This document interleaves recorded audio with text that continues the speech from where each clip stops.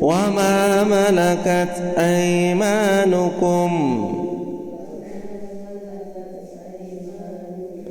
وما ملكت أيمانكم إن الله لا يحب من كان مختالا فخورا.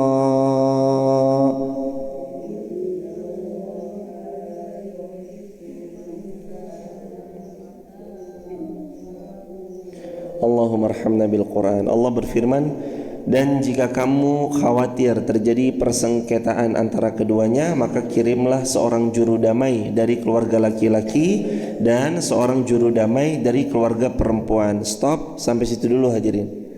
Pelajaran hikmah yang pertama yang ayat ini ajarkan kepada kita, kalau dalam suatu rumah tangga itu ada perselisihan, ada pertengkaran, ada pertikaian, ada kesalahpahaman, yang mana kesalahpahaman itu tidak bisa diatasi oleh pihak yang sedang berumah tangga itu, maka Allah memberi saran dan anjuran, bawalah juru damai. Tapi bukan cuma sekedar juru damai dari salah satu pihak, tapi Allah Subhanahu wa taala memberitahu, beri juru damai itu dari laki-laki maupun dari perempuan. Kembali lagi ke konsep awal hadirin, rumah tangga kita itu konsep awalnya diantaranya adalah hunna libasul lakum wa antum libasul lahun. Laki-laki itu pakaian untuk istrinya, istri itu pakaian untuk suaminya. Saling menutupi aib satu sama lain, saling menjaga aib satu sama lain, itu hakikatnya hadirin. Jadi kalau ada perselisihan dalam rumah tangga masih bisa diselesaikan pihak internal, nggak perlu manggil orang dari luar, selesaikan dulu di pihak internal. Kalau ada masalah dalam rumah tangga, selesaikan dulu pihak internal. Jangan buka aib suami dulu, jangan buka aib istri dulu, selesaikan di antara mereka berdua, dan cukup mereka berdua aja. Nggak perlu cerita dulu keluar, nggak perlu cerita dulu ke orang tua, selama masih bisa diselesaikan secara internal. Sebagaimana Nabi SAW juga memberitahu tentang menutup aib, riwayat Muslim, yaqulu Nabi SAW, man satara musliman satarahullahu yaumal qiyamah. Siapa yang menutup aib seorang muslim, Allah tutup aibnya pada hari kiamat. Dikatakan oleh Al-Imam Ibnu Katsir rahimahullah bahwasanya beliau mengucapkan, para ulama fikih berkata, jika terjadi persengketaan di antara suami dan istri, maka harus didamaikan oleh hakim sebagai pihak penengah. Hakim itu bertugas meneliti kasus keduanya dan mencegah keduanya dari berbuat zalim. Jika urusan tetap berlanjut, persengketaannya semakin meruncing, maka hakim dapat mengutus seseorang yang dapat dipercaya dari keluarga wanita dan dari keluarga yang laki-laki untuk bermusyawarah dan meneliti masalah yang mereka sedang alami, serta melakukan tindakan maslahat bagi keduanya. Maslahatnya yakni bercerai atau berdamai. Pilihannya cuma dua, bercerai atau berdamai. Cuma itu pilihannya. Setiap kali ada persoalan dalam rumah tangga, jangan cepat-cepat memutuskan kata pisah, kecuali sholat sunnah istikharah 2 rakaat, libatkan Allah, minta yang terbaik dari Allah. Allah pasti nanti memberi yang terbaik untuk sesiapa yang dia menjalani rumah tangga tersebut. Jadi jangan terlalu terburu-buru kalau dalam masalah rumah tangga, langsung inginnya minta pisah, bercerai dan seterusnya, kecuali dia memperbaiki dirinya lalu memohon pertolongannya kepada Allah Subhanahu wa taala. Kalau Asiyah aja masuk surga lantaran sebab karena sabarnya menghadapi Firaun, lalu kenapa Anda yang suaminya bukan Firaun masih berputus asa? Dalam sabar menghadapinya, membersamainya, berbaik sangka bahwa ia pasti akan berubah.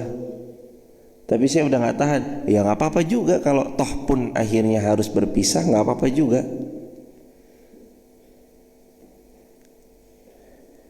Tapi udah nggak kuat, ya nggak apa-apa juga kalau toh pun akhirnya harus berpisah, nggak apa-apa juga.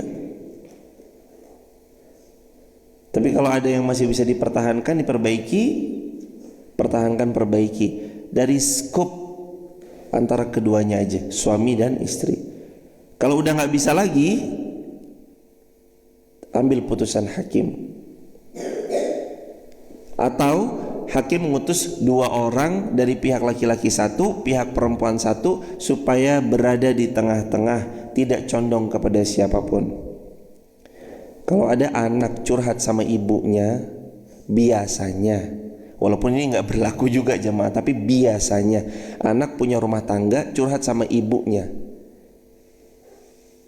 Misalkan si perempuan ini curhat tentang rumah tangganya kepada ibunya atau kepada ayahnya. Kecondongan orang tua mihak ke menantu atau mihak ke anaknya? Ya jelas, mihaknya mihak ke anak jemaah. Maka mau gimana pun dalam peliknya rumah tangga itu, kalau udah orang tua itu dicurhatin sama anak, biasanya orang tua tuh mihak anaknya, walaupun anaknya yang salah. Apalagi ceritanya kadang diputar balikan faktanya, padahal kejadian yang sebenarnya itu tidak seperti yang anak kita ceritakan. Tapi namanya orang tua, anaknya salah juga pasti disayang. Betul apa betul? Anaknya keliru, yang namanya orang tua, ya kamu mesti anakku nak. Orang tua tuh kan pasti bilang begitu ya sahabat. Ya jamaah, kalimatnya, nak, kamu gagal atau berhasil, kamu tetap anakku. Kamu baik atau kamu buruk, kamu tetap anakku. Kamu pernah masuk penjara atau kamu pernah dipuji-puji orang, kamu tetap anakku. Kamu pernah jatuh ke jurang yang paling nista, kena khamr, narkoba, bahkan zina, bahkan syirik, lalu kamu bertobat, yuk kamu tetap anakku. Lah kamu murtad dari agama Islam aja, kamu tetap anakku nak. Yang ibu dan bapakmu selalu mendoakanmu supaya kamu kembali kepada agama Allah. Pasti kok.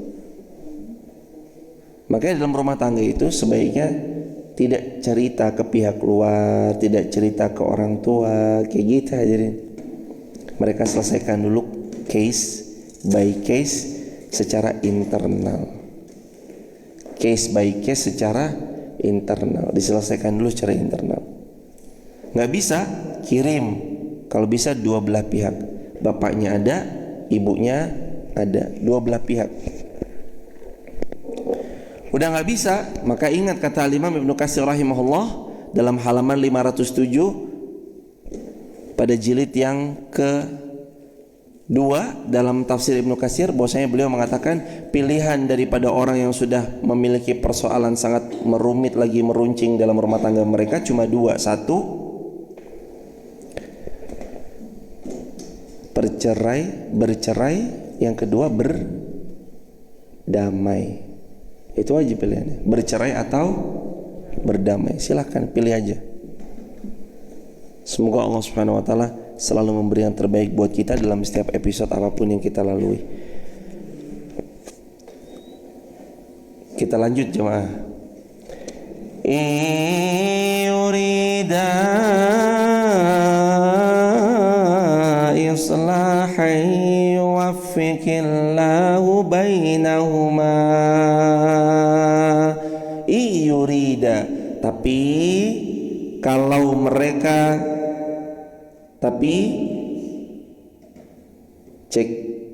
tapi kalau mereka ingin berdamai, islaha, lalu mereka mau memperbaiki diri mereka masing-masing, yuwaffiqillahu bainahuma, maka Allah pasti akan memberi taufik kepada suami istri itu. Apa makna taufik? Pertolongan dari Allah agar seorang hamba makin dekat sama Allah, itu namanya taufik. Wabillahi taufik wal hidayah. Yurida islaha, tapi jikalau kedua pasangan ini yurida, menginginkan oleh keduanya ini, islaha, mengadakan perbaikan, suaminya berjanji untuk nggak berbuat jahat, nggak berbuat keliru, nggak berbuat dosa, dan nggak memaksiati Allah lagi, dan istrinya memperbaiki diri mereka dengan segala kebaikan-kebaikan, islaha, dengan segala perbaikan-perbaikan yang Allah Subhanahu wa taala ridhai, yuwaffiqillah bainahuma, Allah pasti beri taufik kepada keduanya.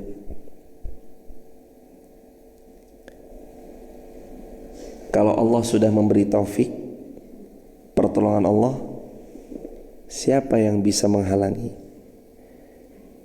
Kalau rumah tangga kita sudah ditolong Allah, siapa yang bisa mencelakai? Kalau rumah tangga kita sudah dihiasi oleh ridhonya Allah, siapa lagi yang bisa mencegahnya?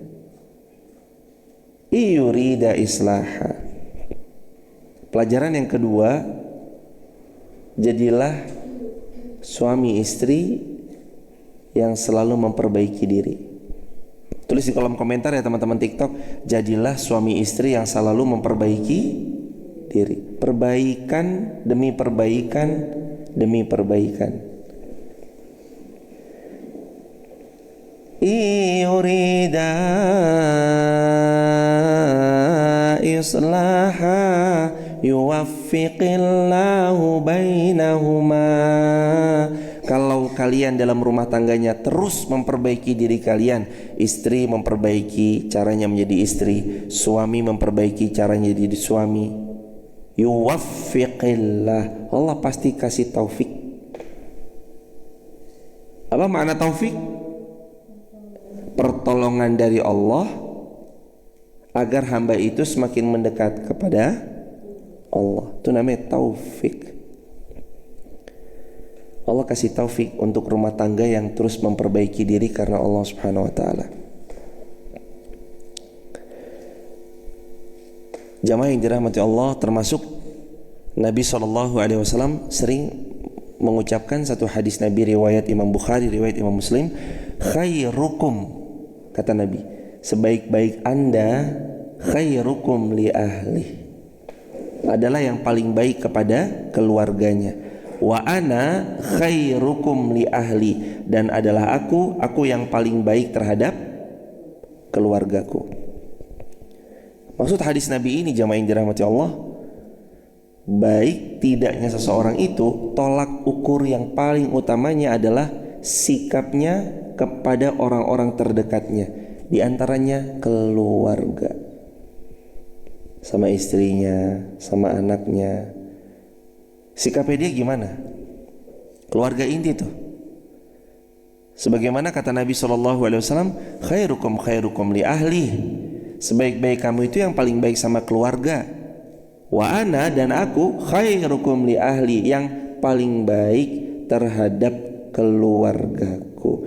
Bukan lagi bicara tentang orang luar atau di kantor, di pabrik, tempat kita kerja, apalagi di masjid. Kalau di masjid orang datang taunya baik-baik aja udah. Ngaji, sholat, berzikir, bersolawat pada baginda Rasulullah Muhammad SAW, beramal salih, bersedekah, membantu orang lain, tersenyum, istiqamah, ngajak orang untuk pada kebaikan di masjid. Orang taunya baik, tapi di rumahnya yang paling tahu siapa? Istrinya. Yang paling tahu seorang laki-laki adalah istrinya, yang paling tahu tentang istrinya adalah suaminya. Kalau suaminya punya karakter sesuatu, dia yang paling tahu, dan dia yang juga bisa membukanya ke hadapan publik atau menutupnya. Istri kita misalkan gak bisa masak, misalnya, Anda mau buka ke publik itu ya pilihan Anda. Anda mau tutup aib istrinya, ya itu pilihan Anda. Suami Anda kalau tidur misalkan ngorok, Anda mau buka aibnya ya silahkan, terserah Anda. Tutup ya silahkan, terserah Anda. Tapi kata Nabi, siapa yang menutup aibnya muslim, Allah tutup aibnya pada hari kiamat. Tutup aib pasangan kita. Nomor 2 apa tadi poinnya? Jadilah suami istri yang terus memperbaiki diri. Ditulis teman-teman. Nomor 2, dari ayat Al-Quran, surah An-Nisa ayat ke-35, jadilah pasangan suami istri yang terus memperbaiki diri. Poin satunya apa tadi? Kalau terjadi perselisihan, kirim pendamai dari kedua belah pihak. Laki-laki satu, perempuan satu. Jangan salah satunya, nanti condong. Atau orang luar sekalian, gak kenal. Orang luar gak kenal, tapi yang benar-benar adil. I'dilu, berbuat adilah, wa aqrabu littaqwa, itu lebih baik, lebih dekat kepada ketakwaan. Poin yang ketiga, innallaha kana aliman khabira. Sesungguhnya Allah itu maha mengetahui, khabira, dan maha teliti. Dijelaskan berkali-kali para ulama, Allah tahu yang ada dalam hati, Allah tahu yang sedang direncanakan, Allah tahu yang sedang diimpikan, Allah tahu yang sedang digundahkan, yang sedang digelisahkan, Allah tahu semua hal yang berkaitan tentang diri kita, Allah tahu. Zahiran wa batinan, Allah tahu. Khabira, makna dari teliti, Allah itu selalu teliti dalam memberi sesuatu yang dibutuhkan oleh pada hamba-hambanya.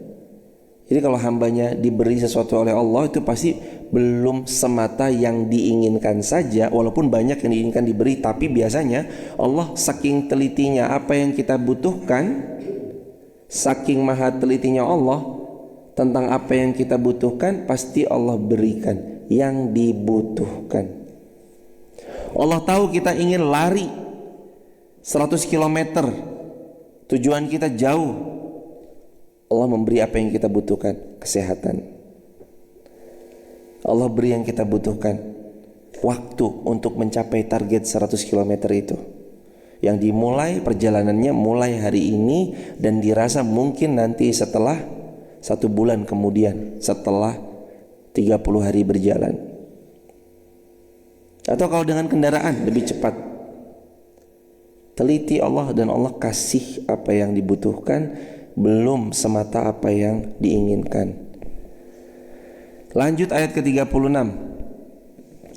Wa'budullaha wa la tusyriku bihi syai'a wa bil walidaini ihsana.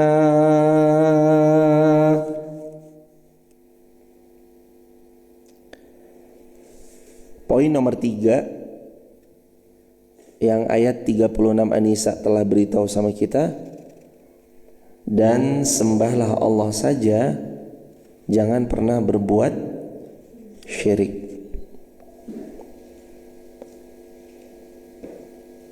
La ma'buda bihaqqin illallah.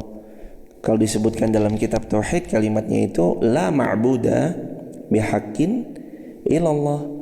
Gak ada yang berhak diibadahi dengan benar, dengan sungguh-sungguh, kecuali hanya Allah semata, dan gak ada yang lain, jemaah. Jadi kita mau ngapain aja dalam hidup ini, nanti kembali ke kunciannya, Quran surah Az-Zariyat ayat 56. Wa ma khalaqatul jinna wal insa illa liya'budun. Az-Zariyat ayat 56. Apa artinya? Dan tidaklah aku ciptakan jin, tidak juga Allah ciptakan manusia kecuali untuk ibadah kepada Allah. Atau Al-An'am ayat 160. Qul inna salati wa nusuki wa mahyaya wa mati lillahi rabbil alamin. Aku salat, manasik, hidupku, matiku, semuanya hanya untuk Allah, Rabb semesta alam. Itu makna dari wa'budullaha wa la tusyriku bihi syai'a. Sembahlah Allah saja dan jangan kamu berbuat syirik. Terus poin yang keempat, ayat ke-36, wabil walidaini ihsana, dan kepada kedua orang tuamu berbuat baiklah engkau. Atau dikatakan oleh Al-Imam Ibnu Katsir rahimahullah, Allah berwasiat untuk hamba-hambanya agar hamba-hambanya selalu berbuat baik kepada kedua orang tuanya, dan Allah telah menjadikan kedua orang tua sebagai sebab yang mengeluarkan kamu dari penjara dunia menuju kepada syurganya Allah Subhanahu wa taala, dan menjadikan kedua orang tua sebagai sebab yang mana dengan kedua orang tua lahirlah engkau ke dunia. Seringkali Allah menggandingkan antara ibadah kepada Allah dengan berbuat baik kepada kedua orang tua. Ini menunjukkan bahwasanya tingginya kedudukan orang tua di mata Allah Subhanahu wa taala. Tingginya kedudukan orang tua dalam syariat Allah Subhanahu wa taala. Tinggi kedudukannya orang tua. Bahkan ini ayat menyebutkan nomor satunya jangan syirik, nomor duanya berbakti kepada kedua orang tua. Maknanya kan haknya Allah lalu haknya orang tua. Allah ini udah gandingannya Rasul ya jemaah. Allah dan Rasulnya lalu orang tua.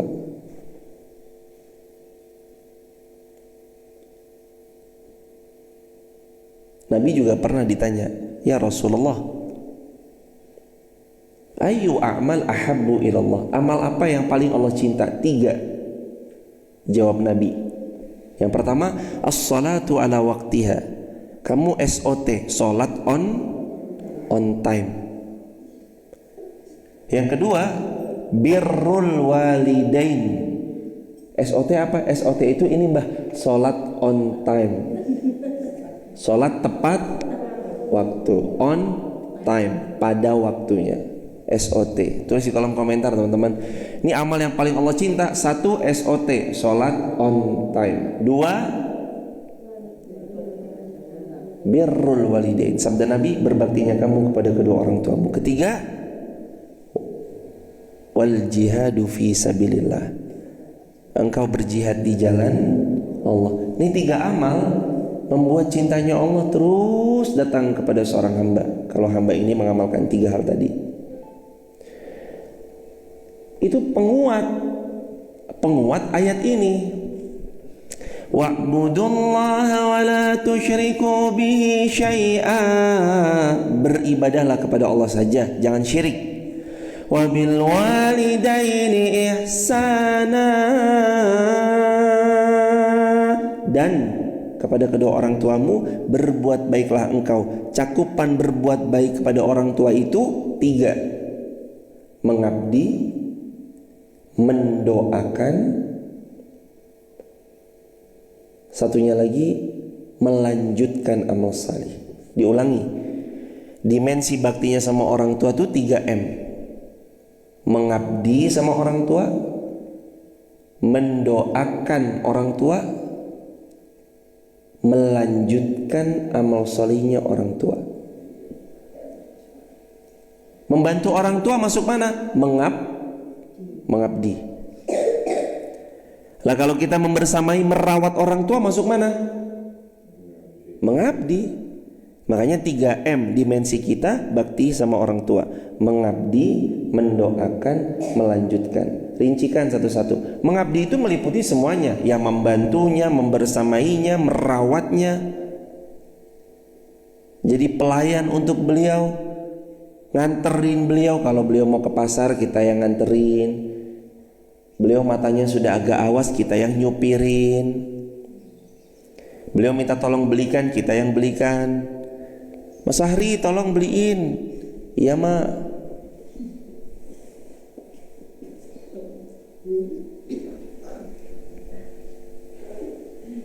Itu kan dimensi kita bakti sama orang tua. Iya gak Mas Fahri? Mas Fahri tolong beliin gas. Baik mak. Irfan tolong ya beli bawang. Siap Uti. Beli bawang. Dimensinya tuh mengabdi. Yang namanya orang ngabdi, dia tahu kepada siapa beliau mengabdi. Tentu paling urutan pertama adalah ngabdi kepada Allah dan Rasulnya. Tapi kan nomor 2-nya kita mengabdikan diri kita kepada kedua orang tua kita. Sabda Nabi SAW, ibumu itu pintu syurgamu, ayahmu pintu syurgamu. Saat salah satunya telah tiada, maka kata Sayyidina Abdullah bin Abbas, sungguh engkau melihat salah satu pintu syurgamu itu sudah tertutup. Sisa satu pintu lain terbuka, maka berbaktilah. Orang tua luar biasa jasanya jamaah. Mari kita terus bisa mengabdi kepada beliau, mendoakan kepada beliau, semoga Allah Subhanahu wa taala memberikan hidayah, taufik, kebaikan-kebaikan, rahmat, agar orang tua kita semuanya dalam keadaan muslim, wafat dalam keadaan muslim, tawaffana ma'al abrar, dan wafat dalam kebersamaan dengan orang-orang yang abrar, yang baik insyaallah. Yang kedua, yang pertama mengabdi, yang kedua mendoakan. Doa yang Rasul ajarkan riwayat Tirmidzi, Nabi langsung yang mengajari kita untuk terus sering-sering berdoa kepada Allah, Rabbi firli wali walidayya warhamhuma kama rabbayani shaghira. Banyak-banyak berdoa. Rabbi firli, ya Allah ampunilah aku, wali walidayya, dan orang tuaku ya Allah, warhamhuma, dan sayangi kedua orang tuaku ya Allah, kama sebagaimana rabbayani shaghira, telah menyayangiku mereka semua di waktu aku kecil. Minimal doanya itu. Lebih daripada itu boleh nggak? Boleh. Ya Allah berikan kemudahan, ya Allah karuniai usia yang penuh dengan keberkahan di masa senjanya orang tua hamba. Ya Allah berikan rezeki yang berlimpah, yang penuh barokah. Ya Allah berikan circle yang baik untuk kedua orang tua hamba. Ya Allah istiqomahkan kedua orang tua hamba. Ya Allah tolonglah hambamu ini agar memiliki kesempatan terus khidmat bakti mengabdi pada kedua orang tua. Berdoa sebanyak-banyaknya, silakan berdoa. Doakan kedua orang tua. Yang ketiga,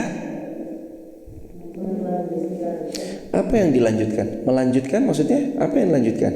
Saat orang tua kita telah tiada, amal soleh mereka, kita yang melanjutkan.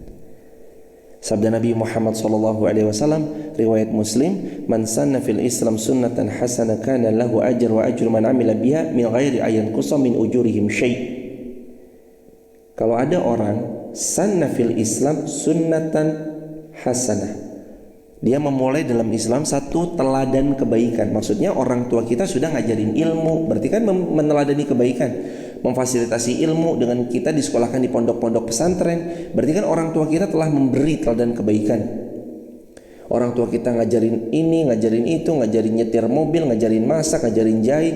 Berarti orang tua kita sudah membuka jalan-jalan kebaikan. Man sanna fil Islam sunnatan hasanah kana lahu ajr. Orang tua kita dengan itu semua lahu ajr, dapat pahala. Wa ajru man amila biha. Tapi orang tua kita akan terus-terusan ditransfer pahala selama anaknya melanjutkan. Wa ajru man amila biha. Anaknya melanjutkan amal salihnya orang tuanya dulu. Ini ya, orang tuanya diajarin jahit, sekarang anaknya bisa jahitnya, ilmu jahitnya diajarkan lagi sama yang lain.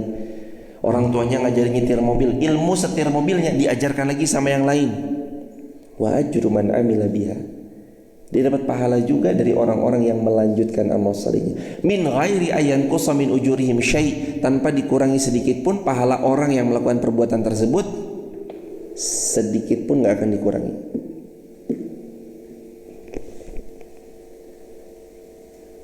Ini dimensi bakti kita sama orang tua. Salah satunya adalah melanjutkan amal salih mereka. Orang tua kita suka sedekah, lanjutin sedekah-sedekah beliau. Orang tua kita rajin tiap Jumat bagi-bagi, ada sayur mayur, tahu, tempe, telur, daging ayam. Lanjutin perjuangan orang tua kita. Simbahnya kita setiap Jumat itu pasti di depan rumahnya bagi-bagi nasi gratis misalkan. Lanjutin. Simbah kita punya teladan kebaikan, lanjutkan perjuangannya. Jangan terhenti jamaah. Yang buruk diputus, yang baik dilanjut. Yang buruk diputus, yang baik ya diterus atau dilanjut. Coba tulis di kolom komentar ya teman-teman TikTok. Dari leluhur kita, orang tua, kakek, nenek, mbah buyut, Kalau ada yang baik diterus, kalau ada yang buruk diputus. Kalau ada kebaikan ya diterus, kalau ada keburukan diputus. Jadilah kita ini harus ngomong begini jemaah. Ya Allah, kalau ada keburukan dari kedua orang tuaku atau leluhur-leluhurku, jadikan aku pemutus mata rantai keburukan itu. Dan kalau ada kebaikan dari leluhur-leluhurku, dari kedua orang tuaku, jadikan aku sebagai penerus amal salih itu. Pemutus atau penerus. Kalau keburukan ya kita putus, kalau kebaikan ya kita jadi penerus.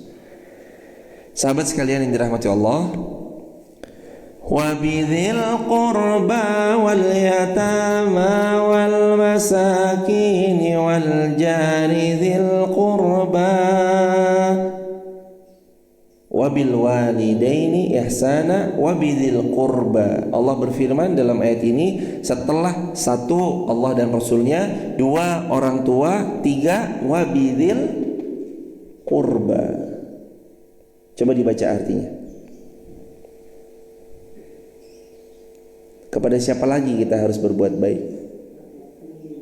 Dan kepada karib kerabat, orang terdekat. Siapa sih? Orang terdekat itu siapa jemaah? Saudara yang ada hubungan rahim. Berikutnya, orang yang pintu rumahnya paling dekat sama kita. Berikutnya, orang yang dekat secara circle sama kita. Diulangi, satu, orang yang dekat secara rahim. Dalam hal ini tuh ya kakak, adik, sepupu, keponakan, dan yang lainnya kayak gitu. Terus berikutnya hadirin sekalian, orang yang pintu rumahnya dekat sama kita. Siapa berarti? Tetangga. Karena nanti kalau rumah kita kebakaran, kakak kita yang satu di Papua misalnya, kakak kita nomor 2 di Jakarta, kakak kita nomor 3 di Palembang, adik kita anak keempat misalkan, adik kita nih yang nomor 5 lokasinya di Makassar, adik kita yang nomor 6 lokasinya di Aceh. Dari 6 bersaudara ini, kalau kita di Wonosobo kebakaran, yang nolong siapa? Tetangga. Kalau kita mau pergi-pergi nitip rumah ke siapa? Tetangga. Bu, tak tinggal dulu nggih ke Bali, titip rumah nggih Bu? Ya. Oh sekaligus saya mau nitip jamaah. Besok Jumat tanggal 1 sampai tanggal 6 mohon izin kami ke Papua. 7, 8, 9 kami ke Padang, 10, 11 kami ke Jakarta, 12 sampai 15 Wonosobo. Kami ada di Wonosobo. 12 sampai 15 kami ada di Wonosobo, 16 kami di Yogyakarta. Jadi nanti insya Allah 12 sampai 15 kita ketemu lagi. Tapi besok subuh tetap ada. Kami berangkatnya nanti kiranya sekitaran sebelum Jumatan. Hari Jumat sebelum Jumatan. Jadi besok tetap ada. Insya Allah. Ke Timika Papua ada kajian di Freeport. Nanti tolong nitip ya jamaah. Nah kayak gini, titip nih jamaah, titip. Kalau bisa nanti dibersamai, misalkan itu kan contoh. Lah karena saya nggak mungkin tuh jamaah. Adik saya di Jakarta, kami cuma 2 bersaudara, saya di Wonosobo, adik saya di Jakarta. Irsyad namanya. Om Irsyad, tolong dong ini titipin rumah. Nggak mungkin, nitip rumah sama tetangga terdekat. Makanya kok ayat ini pas banget itu loh jemaah. Wabidil qurba. Allah dan Rasulnya udah, orang tua udah, berikutnya bidil qurba, orang yang dekat. Qurba itu serumpun sama kata qaribun, dekat. Qarib, dekat. Jangan lihat orang jauh dulu, lihat orang dekat. Ayo jemaah yuk, sebelum nanti kita bagi-bagi kepada yang luar, bagi-bagi sama yang dekat dulu yuk. Ada sesuatu, bagi-bagi sama yang dekat dulu. Udah tadi secara keluarga, nasab, dekat secara nasab. Terus berikutnya dekat secara pintu rumah, tetangga. Terus yang nomor 3, dekat secara hati. Ini biasanya tertaut sebab karena iman. Siapa mereka? Teman-teman kita, sahabat-sahabat kita, kawan-kawan kita. Teman ngaji begini nih, yang hatinya tertaut karena Allah, dekat secara hati. Itu dibersamai dalam kebaikan. Nomor 4, wabizil qurba wal yatama. Nomor 4, jangan lupa kalian juga harus memperhatikan anak-anak yatim. Siapa anak yatim? Ayo jemaah. Adalah mereka yang telah tiada ayahnya. Disebut yatim sampai kapan mereka yatim? Sampai kata para ulama baligh. Sampai usia mereka baligh. Jadi ibu-ibu jangan ngaku-ngaku lagi nih, saya yatim Ustadz. Umurnya berapa bu? 50 tahun gitu. Karena ini kata ulama secara fikih maksudnya, bahwa secara fikih itu disebut yatim sampai pada usia baliknya. Karena dalam Islam kewajiban orang tua menafkahi itu adalah sampai balik. Lepas balik memang diajarkan dalam Islam anak-anak itu mandiri. Rata-rata balik, taruhlah misalnya, taruh jemaah, rata-rata balik 12 tahun, at least 1 SMP. Memang dalam Islam itu diajarkan 1 SMP itu udah mandiri, udah punya penghasilan sendiri, berdiri di atas kaki sendiri, berdagang sendiri. Terus kita nih kok kayak ada skema yang sebenarnya, ini skemanya kok agak begini ya. Maksudnya anak-anak kita tuh kayaknya mandirinya tuh nanti setelah umur 22 tahun lulus sarjana S1, padahal enggak. Saya tahu persis jamaah, ada jamaah ngaji. Beliau enggak kuliah, tapi Allah titipkan alhamdulillah toko yang cukup lumayan besar buat beliau. Enggak kuliah padahal. Lah kok bisa? Ternyata waktu lulus SD, saat yang lain itu masuk SMP, beliau sudah sibuk bergelut dengan kerasnya dunia, nebeng pamannya, kerja di pamannya, ikut ngelas. Jadi yang lain SMP, beliau udah ikut ngelas. Waktu SMA udah mahir, udah buka ini, buka itu, buka ini, buka itu. Waktu yang lain kuliah dengan sibuk tugas-tugas kuliahnya, dia udah sibuk berdagang, mencari rezeki yang halal untuk dirinya. Maka sebenarnya ada apa sih? Ada apa sih di pendidikan kita? Kalau kita mau renungi sejenak, kita banyak belajar, tapi ujung-ujungnya yang dipakai itu cuma 15% dari 100% yang kita pelajari. Ibu dulu pernah belajar tentang, ayo hafalkan nama-nama ibu kota negara, pernah? Dipakai sekarang. Ayo hafalkan apa segala macam. Iya, mungkin mohon maaf jemaah, bukan merendahkan satu ilmu, tidak sama sekali. Maksud saya adalah ilmu itu mungkin kepake untuk sebagian yang memang bergelut di bidangnya, tapi secara umum hampir ilmu itu tidak digunakan. Yang kita gunakan adalah waktu kita TPA, TPQ kecil-kecil disuruh dilanggar. Waktu itu belum ada lampu, kita pakai obor. Lalu kita nyalakan yuk rame-rame, bawa tas, bawa ikro, bawa kitab, lalu kemudian ngaji sama kiai. Lalu kiai ini mengajarkan alif, ba, ta. Itu yang kepakai sampai sekarang. Baca Quran, kita masih pakai ilmu dari kiai kita, guru-guru kita. Deres hadis sama. Bisa wudu, ajaran beliau. Fatihah orang tua kita juga lewat beliau juga. Itu dipakai terus sampai nanti kita wafat, terus dipakai. Lah makanya ada hal apa nih Yang menjadi pertanyaan, yang menjadi soal, apa yang dipelajari? Apakah memang seharusnya demikian, atau sebenarnya harusnya nggak gitu loh? Rasulullah waktu mendidik Sayyidina Abdullah bin Abbas di atas unta beliau, riwayat Imam Tirmidzi dan Muslim, Nabi mendidik Abdullah bin Abbas. Sayyidina Abdullah waktu itu umurnya antara, kata ulama, 5 sampai 6 tahun. Berarti kan kelas 1 SD. Apa ajaran Nabi? Ihfadillah yahfazka. Nah, jaga Allah, nanti Allah jaga kamu. Ihfadillah tajidhu tujahak. Jaga Allah, Allah yang akan jadi pelindungmu. Idza sa'alta fas'alillah. Nah, mintanya sama Allah langsung. Wa idza sta'anta, kalau kamu mohon pertolongan, fasta'in billah, mohon pertolongan langsung sama Allah. Coba bayangin. 1 SD materinya materi tauhid. Kita belajar A, belajar B, belajar C.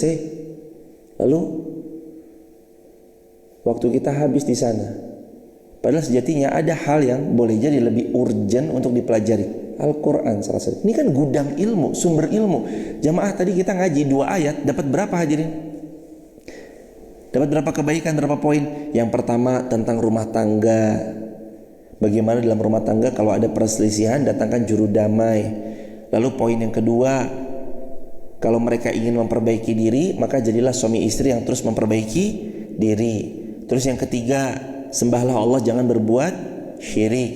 Yang keempat, kepada kedua orang tua berbuat baik. Yang kelima, berbuat baik juga kepada karib kerabat yang dekat. Coba, ini ilmu kepakai semua atau enggak? Kepakai semua. Adab-adab bertetangga, sifat kita dalam adab-adab kita dalam bertetangga, adab-adab kita dalam membersamai orang tua. Nanti orang tua yang masih hidup berbeda lagi adabnya, orang tua yang sudah wafat beda lagi adabnya. Gak sama. Bakti sama orang tua yang sudah wafat gimana caranya? 7. 1. Badalkan haji untuk beliau. 2. Badalkan umrah untuk beliau. Ketiga, doakan beliau. Keempat, lanjutkan ilmu beliau. Kelima, sambung tali silaturahmi dengan karib kerabat beliau. Keenam, sedekah, infak, wakaf atas nama beliau. Ketujuh, kurban atas nama beliau. Itu bakti kalau orang tua udah gak ada. Kalau kita mempelajari apa yang jadi esensi yang semestinya harus kita pelajari, maka insya Allah akan lebih mudah biidznillah jamaah. Bukan berarti ilmu yang lain gak penting, tidak, sama sekali enggak. Tetap penting sesuai dengan bidangnya masing-masing. Tapi kita harus tahu pondasi kuatnya bangunan itu ada pada cakar ayamnya. Maka yang kita fokuskan tentang anak-anak kita adalah gimana mereka berpikir benar, mereka berpikir yang powerful, mereka berpikir yang lurus sesuai dengan fitrahnya sebagai seorang manusia, mengabdi kepada Allah Subhanahu wa taala, berkhidmat kepada agama Allah Subhanahu wa taala. Diajarkanlah ilmu-ilmu agama sebagai pondasi yang kuat, apalagi bilangan usianya cukup dibilang SD, TK. Itu memang berpikir harus berpikir benar, fitrah mereka.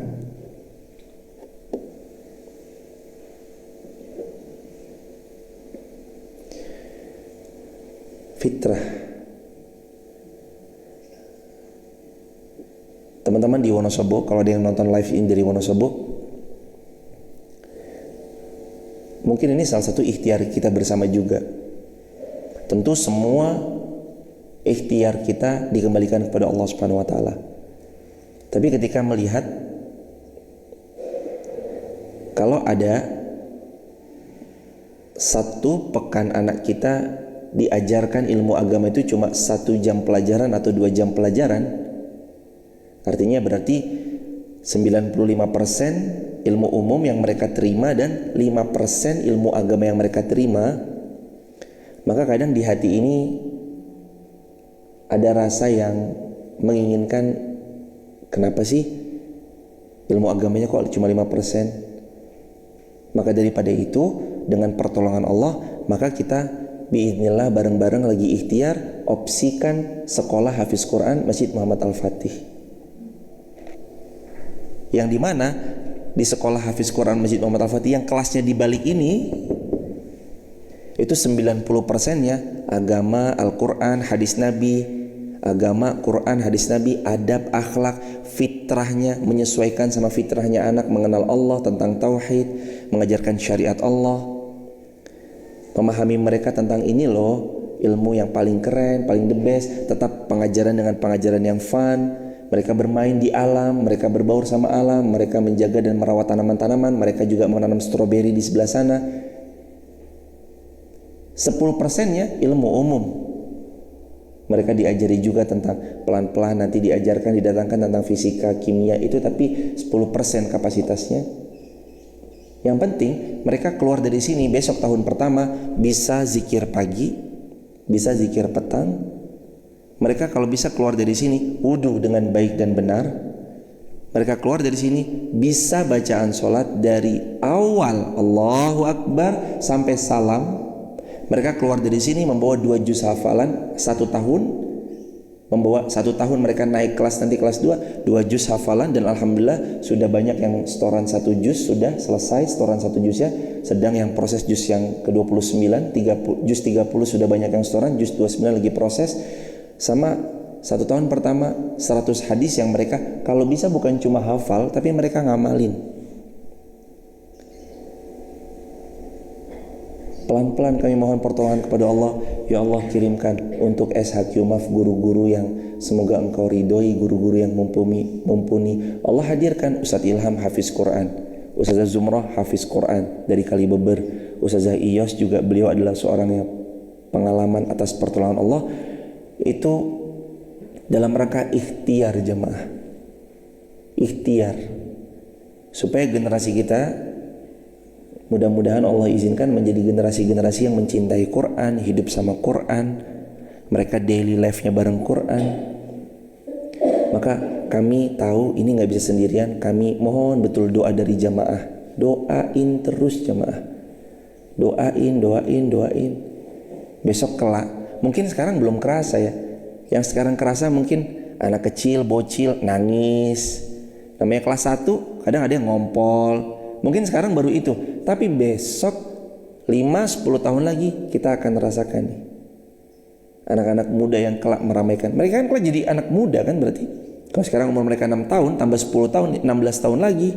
16 tahun lagi. 10 tahun lagi mereka umur 16, maka pada usia-usia 16 insyaallah jadi anak-anak muda yang kelak khidmatnya untuk agama Allah. Jihadu fi sabilillah. Bukankah padi tidak ditanam dan dipanen dalam 1 hari? Padi ditanam 3 bulan menguning, bulan keempat panen. Proses. Makanya gak ada sesuatu tanpa proses, gak ada. Semuanya butuh proses. Wal yatama. Maka anak yatim itu kembali batasannya adalah sampai balik. Karena memang dalam Islam kewajiban orang tua menafkahi itu sampai balik. Lepas balik udah gak wajib, tapi kalau mau ngasih pahala buat orang tuanya. Anak harus mandiri. Keren ya, zaman dulu Nabi SAW umur 7 tahun aja udah jadi karyawannya orang. Nabi belum langsung jadi bos, jadi karyawannya dulu. Beliau merasakan menggembala kambingnya orang. Umur 12 tahun ekspor impor. Mekah Yaman, Mekah Syam. Syam itu 4 negara sekarang, Palestina, Jordania, Syria, Libanon. 4 negara. Ekspor impor 12 tahun, kelas berapa? 6 SD. Kita 6 SD lagi ngapain? Main karet, main kelereng. Maka itulah jemaah. Ada percepatan. Matang lebih cepat. Dan biasanya faktor yang membuat orang matang lebih cepat itu saya hampir-hampir temui orang yang kelahiran 2002, 2004 adem banget, lebih dewasa banget dalam bersikap bertindak. Setelah kami teliti, beliau latar belakangnya itu biasanya hafizul dan hamilul Quran.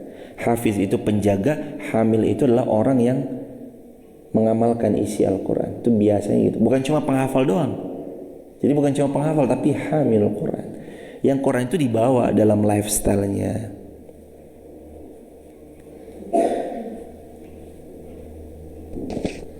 Ketemu sama ustadz-ustadz yang hafalin Quran di sini umurnya kelahiran 2002, tapi kok sikapnya kayak dewasa banget, melampaui usianya yang pada umumnya.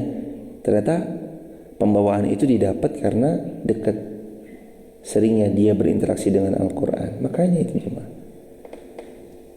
Al-Quran membimbing seseorang. Peradaban Islam itu dipimpin oleh orang-orang yang kecerdasannya melampaui para profesor-profesor. Siapa guru-guru mereka?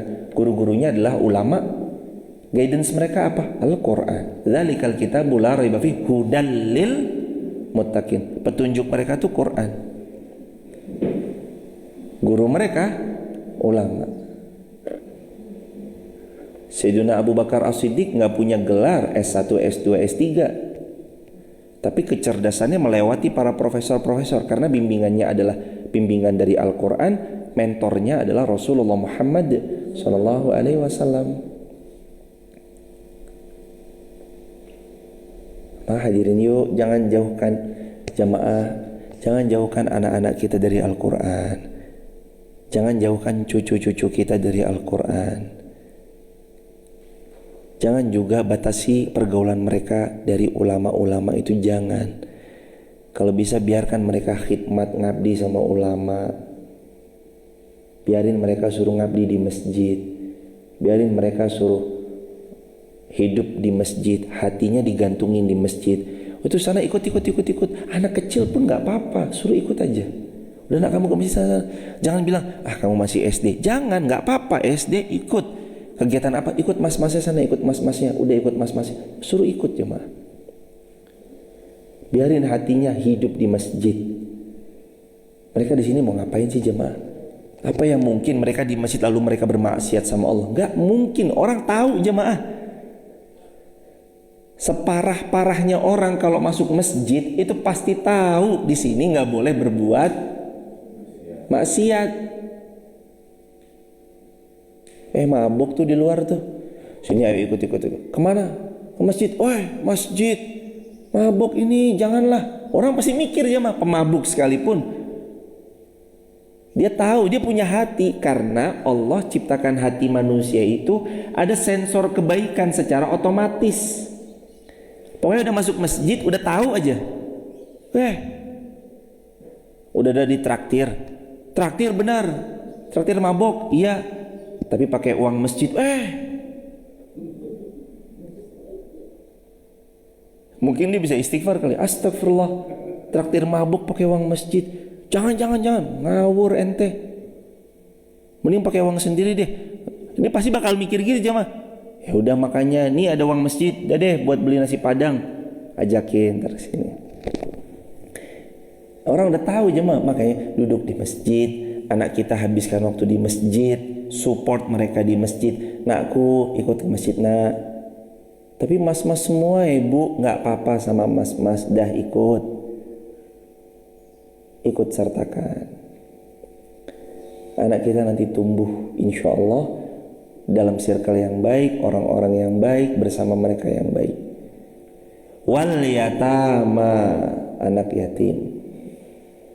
Yang kelima, keenam, ketujuh nanti kita lanjut besok lagi tentang wal masakin, wajari dzil qurba, wajaril junub, wassahibi bil janbi, wabnis sabil, wama malakat aymanukum, innallaha la yuhibbu man kana mukhtalan fakhur. Ini kita bahas besok insyaallah. Berarti lanjutan poin berapa? Ini poin ke berapa? Keenam. Berarti nanti kita lanjutkan poin-poin berikutnya. Kita akhiri dengan alhamdulillahirabbil alamin. Kafaratul majlis. Subhanakallahumma bihamdika asyhadu an la ilaha illa anta astaghfiruka wa atubu ilaik. Barakallahu fikum. Satu pertanyaan terakhir ada? Fadhal. Masuk.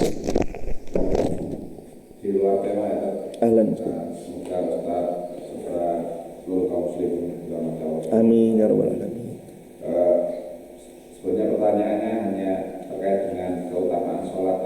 Jadi kita jumpai dekat masjid dekat kita itu bisa dikatakan kadang ada jamaah, kadang enggak. Terus ada masjid lain yang jalannya lebih jauh, itu pasti ada jamaah gitu. Jadi kita kita lebih utama pilih yang mana tadi, yang dekat atau ikut samaan di masjid yang dekat. Jazakumullah khairan jazak. Matur nuwun banget Masku. Terima kasih pertanyaannya. Semoga Mas Edi surga dimuliakan Allah, diberkahi Allah, dan semua jamaah dimuliakan Allah dunia akhiratnya, dan jamaah online pun dan seluruh kaum muslimin juga demikian. Nabi bersabda, jawaban atas pertanyaan itu, kata Nabi SAW, salatul jama'ati tafdalu min salatil fardi bisab'ina wa ishrina darajat. Salat kalian berjamaah itu dengan salat kalian sendirian itu lebih baik 27 derajat. Lebih baik jamaah 27 derajat. Jadi kalau jamaah bilang, hadirin, tuh di sana tuh ada jamaahnya, di sini sendirian. Itu kayak ibaratnya jamaah itu, tuh coba sana jalan 2 kilo tapi dapat pahala 20, tapi dapat uang 27 juta. Kalau kamu di sini nggak 2 kilo, tapi kamu di sini dapat uang 1 juta. Pilih mana jemaah? Yuk, pilih jalan dikit 2 kilometer tapi 27 juta. Ini untuk yang laki-laki ya. Tapi untuk perempuan, sebaik-baik sholat perempuan ya di rumah, lebih baik lagi dalam kamarnya, lebih baik lagi dalam mihrabnya. Tapi jangan, kata Nabi, jangan dilarang kalau perempuan mau berangkat ke masjid. Mungkin di masjid ada faidah yang tidak didapatkan di rumah. Contoh misalkan majelis ilmu, silaturahmi, dan yang lainnya. Mendidik anak itu kan nggak didapat di rumah. Mendidik anak karena membawa anaknya ke masjid misalnya, itu kan nggak didapat di rumah, didapat di masjid. Itu juga diperkenankan. Nah, kembali dalam pertanyaan tadi, dekat rumah nggak ada jamaah, jauh ada jamaah. Sering dinasihati oleh para ulama, utamakan dulu yang ada jamaah. Meskipun demikian, ulama juga pasti menganjurkan adakan juga jamaah yang dekat supaya hidup. Yang dekat nggak ada jamaahnya, ya kita yang menghidupkan berarti. Wah, tapi agak-agak nggak mudah ya. Udah setahun, 2 tahun, 3 tahun jalan ini kok tetap kosong. Terus sikap saya harus gimana? Bismillah. Maka sikapnya harus, kalau bisa memang utamakan dulu yang berjamaah silahkan agak jauh sedikit nggak apa-apa, tapi nanti sambil dihidupkan juga yang dekat. Seperti itu Mas. Semoga Allah memuliakan, memudahkan segala urusan-urusan kita. Salam keluarga di rumah jamaah. Kita akhiri dengan kafaratul majlis sekali lagi. Subhanakallahumma bihamdika asyhadu an la ilaha illa anta astaghfiruka wa atubu ilaik. Buat teman-teman di TikTok, YouTube, Instagram, kalau ada yang mau bergabung di grup WhatsApp kajian kami, isinya adalah video pendek dakwah kami, info-info tentang seputar dakwah kami, dan besok kami di Papua, salah satunya adalah di Masjid Baitur Rahim, itu Kuala Kencana, Tembagapura, Timika, Papua. Untuk sahabat-sahabat kalau ada di Papua, ayo kita silaturahmi bareng, kita belajar bareng. Sampai jumpa di Papua hari Ahad. Insyaallah besok kami berangkat. Jumatnya kami sudah berangkat, Ahadnya itu di Masjid Tembagapura itu. Barakallahu fikum. Salam keluarga di rumah. Tap link di bio untuk membersamai dalam kebaikan. Assalamualaikum warahmatullahi wabarakatuh.